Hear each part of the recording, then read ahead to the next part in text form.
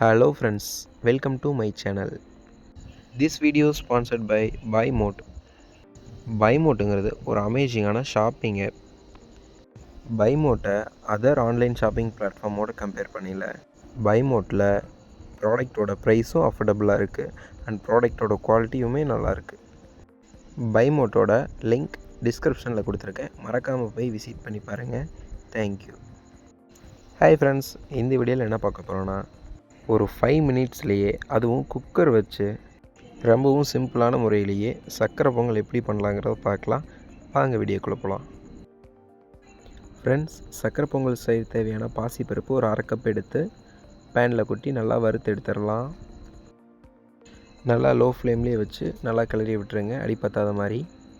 Next எந்த கப்பில் எடுத்தோமோ அதே கப்பில் அளவு 1 கப் அளவு பச்சரிசி ஆட் பண்ணிக்கலாம். நெக்ஸ்ட்டு நல்லா வாஷ் பண்ணி எடுத்துடலாம். நல்லா வாஷ் பண்ணதுக்கப்புறம் நம்ம எந்த கப்பில் அரிசி பருப்பு எடுத்தோமோ அதே கப் அளவில் ஒரு 5 கப் அளவு வாட்டர் ஆட் பண்ணிக்கலாம். நல்லா மூடி போட்டு க்ளோஸ் பண்ணி ஒரு 4 அல்லது 5 விசில் வரைக்கும் விட்டு எடுத்துடலாம். நெக்ஸ்ட்டு அதே கப்பில் ஒரு 1/2 கப் அளவு துருவன வெல்லம் ஆட் பண்ணிக்கலாம்.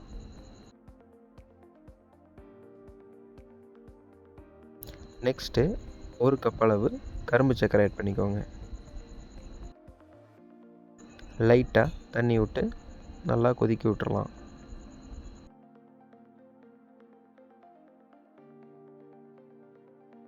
நம்ம சேர்த்த வெல்லமெல்லாம் கட்டி இல்லாமல் நல்லா கரைஞ்சி வந்ததுக்கப்புறம் குக்கர் மூடி ஓப்பன் பண்ணிக்கோங்க. குக்கர் மூடி ஓப்பன் பண்ணி சூட்டுலேயே ஒரு சல்லடை மாதிரி வச்சு நம்ம அந்த வெல்லமும் கரும்பு சர்க்கரை வச்ச பாகை இதில் ஆட் பண்ணிக்கலாம். அதுக்கு முன்னாடி நல்லா இதை மசிச்சு விட்டுறலாம். ஒரு கரண்டி வச்சோ அல்லது எதையோ ஒன்று வச்சு நல்லா மசிச்சு விட்டுருங்க.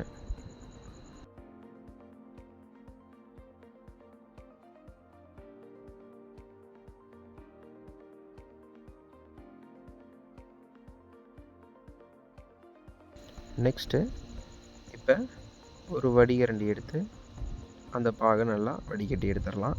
எதை கல் தூசி எதாக இருந்தாலும் இது பண்ணிக்கும். நல்லா கிளறி விட்டுறலாம்.